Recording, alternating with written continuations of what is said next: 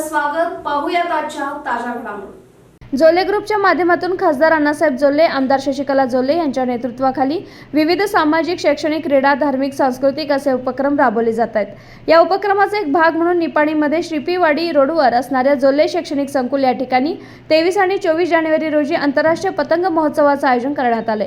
या महोत्सवात देशातून परदेशातून पतंगवीर सहभागी होणार आहेत. परिसरातील पतंग शौकीनांना ही एक पर्वणीच ठरणार आहे. यासाठी या पतंग महोत्सवाचा लाभ सर्वांनी घ्यावा असं आवाहन माजी नगराध्यक्ष हाळशुगरचे संचालक जयवंत भाटले यांनी केलं. पतंग महोत्सव आयोजनाची माहिती देण्यासाठी भाजपा कार्यालयात गुरुवारी पत्रकार बैठकीचं आयोजन करण्यात आलं. या बैठकीला ते बोलत होते. प्रारंभी एपीएमसीचे माजी संचालक बंडा घोरपडे यांनी स्वागत करून प्रास्ताविकात आमदार शशिकला जोल्ले, खासदार अण्णासाहेब जोल्ले यांच्या माध्यमातून राबवण्यात आलेल्या मतदारसंघातील विकास कामांची माहिती दिली. त्याचबरोबर राबवण्यात येणाऱ्या इतर उपक्रमांचीही माहिती देण्यात आली. पतंग महोत्सवाबाबत सविस्तर माहिती देताना जोल्ले ग्रुप इव्हेंटचे डायरेक्टर विजय राऊत म्हणाले, हा पतंग महोत्सव 2 दिवस चालणार आहे. 23 रोजी सकाळी 10 वाजता पतंग महोत्सवाचं उद्घाटन होईल. यानंतर रात्री 8 वाजेपर्यंत हा महोत्सव सुरू राहील. यामुळे नागरिकांची रात्रीच्या वेळी देखील विविध आकर्षक आणि LED लाईटचे पतंग पाहण्याची सोय होणार आहे. 24 रोजी संध्याकाळी 5 पर्यंत हा महोत्सव सुरू राहील. यामध्ये देश आणि परदेशातून 45 पतंगवीर सहभागी होणार आहेत. England, Slovenia, Netherland, Greece, Switzerland या देशातूनही पतंगवीर सहभागी होणार असल्याची माहिती त्यांनी दिली. तर राजस्थान, ओरिसा, मेघालय, पंजाब, गुजरात, महाराष्ट्र, कर्नाटक अशा राज्यातून पतंग युवरांचा सहभाग राहणार असल्याचं स्पष्टीकरण त्यांनी दिलं. या पतंग महोत्सवात सहभागी होणाऱ्या पतंगांची किंमत 50,000 ते 2.5 लाखांपर्यंत आहे. येणाऱ्या दिवसात जोल्ले ग्रुपच्या माध्यमातून परिसरातील इच्छुक पतंग शौकीनांना मार्गदर्शन करणारी कार्यशाळा देखील आयोजित करण्याचा विचार असल्याचं त्यांनी बोलून दाखवलं. यावेळी हाळशुगरचे संचालक राजू गुंदेशा, शहर भाजपा अध्यक्ष प्रणव मानवी, विजय टवळे, प्रशांत केस्ती, विनोद बागडे, सूरज खवरे, विनायक खोत यांच्यासह इतर मान्यवर उपस्थित होते. दीपक पाटील यांनी सूत्रसंचालन करून आभार मानले. SB न्यूजसाठी निपाणीहून मुख्य संपादक शिवाजी भोरे. सकाळी 10 ला ओपनिंग सेरेमनी, उद्घाटन आणि पूर्ण दिवसभर पतंग उडवला जाईल आणि रात्री देखील पतंग उडवले जातील त्या दिवशी 8 वाजेपर्यंत.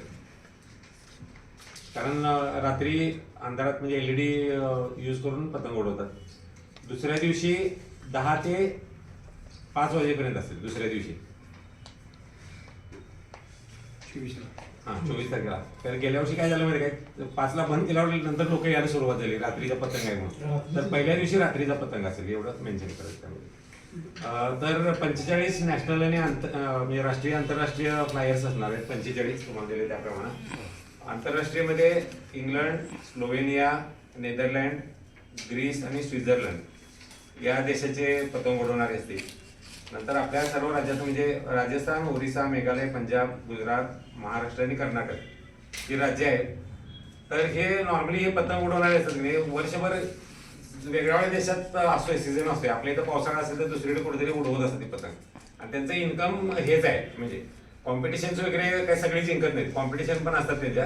खरं फेस्टिवलमध्ये जास्त करून भाग घेतात. काईट फेस्टिवल आता गुजरातमध्ये जातील किंवा आता इथंच आता बेळगाव नंतर इथून हुबळीला जाणार. तर मॅक्झिमम वर्षात असं फिरत असतात. आणि इंटरनॅशनल कॉम्पिटिटर्स त्यांची पतंगाची कॉस्ट आता गेल्याप्रमाणे मी तर 50,000 ते 2.5 लाख कॉस्ट आहे पतंगाची. इव्हन ती दोरी असते ती पण स्पेसिफिक दोरी असते. ती आपलं रॉक क्लाइम्बिंगला वगैरे आपण वापरतो की नाही त्या टाईपच्या जाड दोऱ्या असतात त्या पतंगाला. आणि नाईट फ्लाईंग जो असते तर LED बॅटरी पण असतात. बॅटरी म्हणजे एकदम कमी वजनाच्या बॅटऱ्या लागतात पतंग उडायचं म्हणलं तर कमी वजनाच्या बॅटऱ्या त्या पण कॉस्टली असतात. त्यामुळे ते पतंगाची कॉस्ट, पतंग लहान दिसलं तर ते 1 लाख कॉस्ट सांगतात. ते लाईटचे सर्किट वगैरे सगळं हलक्या वजनाचं असतं स्पेसिफिक केलेलं, त्यामुळे कॉस्टिंग वाढलेलं असते. तर बाकीचं आपण सगळं पेंडॉलची सोय करावं लागलोय स्टेडियमवरती मुलांना किंवा लेडीजना वगैरे बसायला किंवा प्रेक्षकांना बसायसाठी ऊन असल्यामुळे. नंतर या लोकांचं राहण्याची जेवणाची आपण नेहमीच तिथं हॉटेल वगैरे बुक केलेलं आहे, सगळी सोय झालेली आहे त्यांची पण. आणि फूड स्टॉल पण करावं. तर फूड स्टॉलसाठी पण कोण ओळखीचे असेल तरी ते सांगा. 500 रुपये फक्त नॉमिनल भाडं ठेवून द्यायला लागले. 2 दिवस फूड स्टॉल बिझनेस करता येते. साधारण 20 ते 22 स्टॉल तयार करून घ्यायला लागले. ते काही मेन्शन न करता ओळखीचे कोण असतील त्यांना सांगा, जास्त काही स्टॉल नाही. आणि बाकीचं मग माहिती आहे तुम्ही गेल्या वर्षी होतात त्या टाईपमध्ये त्यांना मग मुवमेंट वगैरे देऊन त्यांचा सत्कार केले जातील सगळ्या पतंगवाल्यांना. तर मुख्य म्हणजे ते म्हणजे अण्णांनी यावर्षी देखील सांगितलं की आपण कंटिन्युटी म्हणजे दरवर्षी आता एकदा सुरू केलंय दरवर्षी साधारण 20 ते 25 जानेवारीच्या दरम्यान कायमच ठेवी असं अण्णावहिनींचं मत झालं. जास्तीत जास्त प्रोत्साहन देऊया. आणि नंतर पतंग आता त्यांना आम्ही आता रिक्वेस्ट केली अण्णांनी की पतंग वर्कशॉप वगैरे घ्यायचं असेल मुलांना किंवा इथल्या पतंग उडवणाऱ्यांना, ते देखील कसं आंतरराष्ट्रीय पातळीवर जाता येईल त्यांना राष्ट्रीय पातळीवर, त्यासाठी देखील त्यांना आता टाइम शेड्यूल बघून रिक्वेस्ट करून एक पतंगाचं वर्कशॉप घ्यायचा असा विचार आहे फ्युचरमध्ये. कर्नाटकाच्या माजी मंत्री शशिकला जोल्ले यांनी तसेच आमचे नेते खासदार अण्णासाहेब जोल्ले वेगवेगळ्या निमित्ताने निपाणी कर असू दे, निपाणी ग्रामीण भागाला असू देत, एक आगळा वेगळा असा कार्यक्रम प्रत्येक वर्षी आणत असतात. तर यावर्षीचा पतंगोत्सव मागच्या वर्षी आणला होता, यावर्षी पतंगोत्सव आणलेला आहे. तर मी निपाणीकरांना व ग्रामीण सर्व नागरिकांना एक विनंती करतो की सगळ्यांनी आवर्जून हा कार्यक्रम आपण पतंगोत्सवाला हजर राहून आनंद घ्यावा असे या ठिकाणी मी.